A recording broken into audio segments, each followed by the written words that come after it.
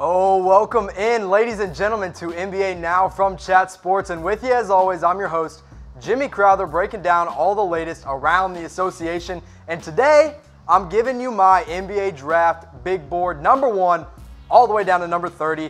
And we start off with everybody's top prospect, Zion Williamson, the freak of nature, averaged 22.6 points per game, 9 rebounds, and 2 assists at Duke. And look at his measurements, man. 6'7", 285 pounds, a 6'10 wingspan, and he can jump through the roof. 40-plus inch vertical. The man is an animal.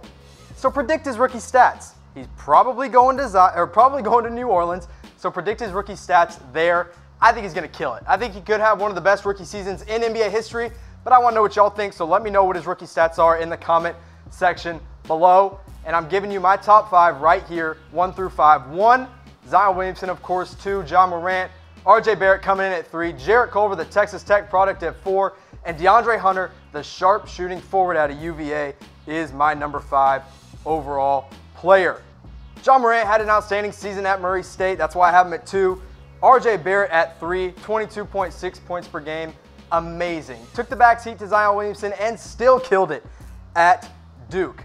If you guys like NBA draft coverage, I want to remind you right now to subscribe to Chat Sports on YouTube because we're going live June 20th for the NBA draft. I was here with you for the NBA draft lottery. I had my nice little mustache going.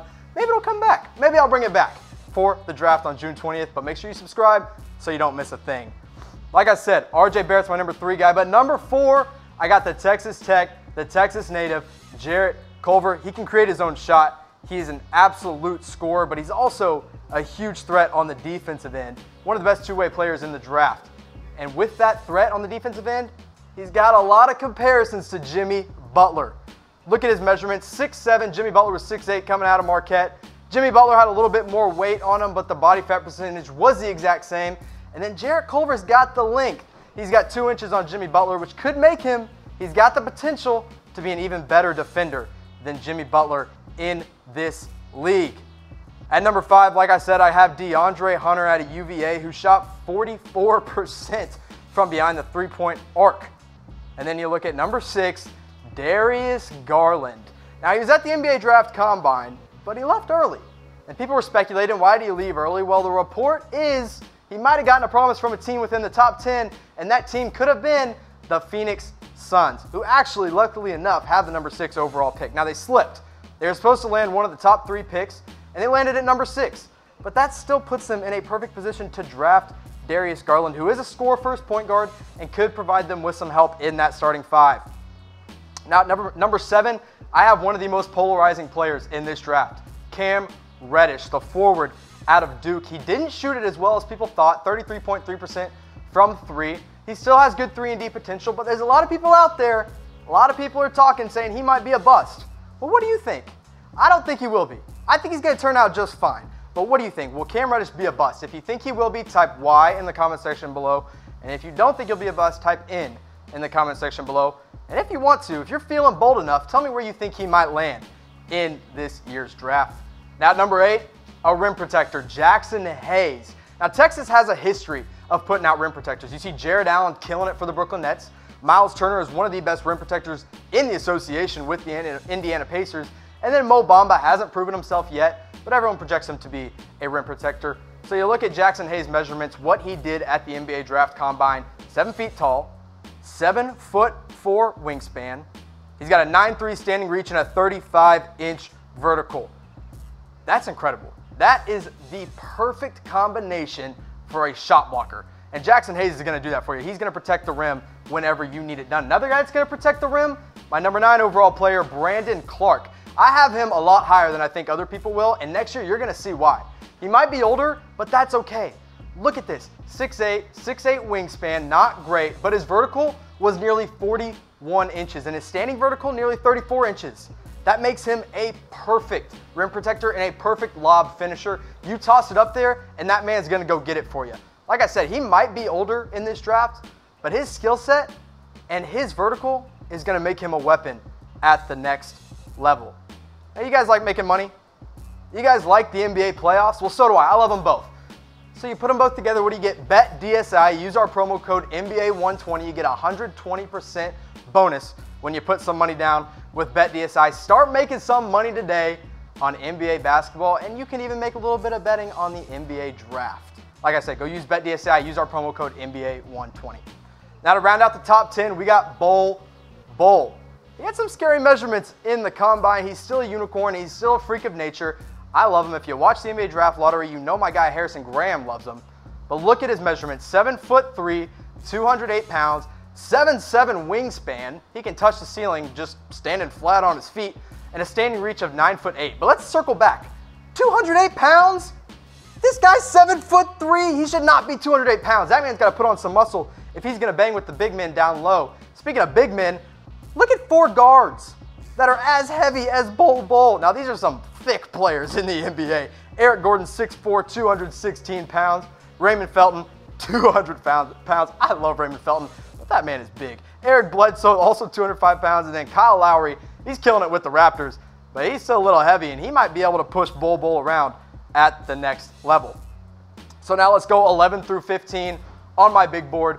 Kobe White, the UNC point guard, actually left the combine a little bit early on day 2. We don't know what that's about yet, but point guard out of North Carolina at 11. International product, Sekou Doumbouya out of France at 12. Look at that, guys. Nasir Little and Romeo Langford together. They're next to each other. Oh my gosh, this is crazy. Nasir Little and Romeo Langford, 13 and 14. And then Rui Hachimura down at number 15. So let's talk about Nasir Little. It's not Romeo Langford, I promise. I promise. This is Nasir Little. So we're going to talk about him because he had some really good measurements at the combine. He was underutilized at North Carolina. I think a lot of people overlooked him because Roy Williams did not use him the right way. But he's drawn a lot of comparisons to a guy that's killing it in the league right now, and that's Jaylen Brown. Look at their measurements, almost identical. 6'6" Nasir Little versus 6'7" Jaylen Brown, almost the exact same weight. Their wingspan almost the exact same. Little an inch shorter, but he has an inch longer on his wingspan.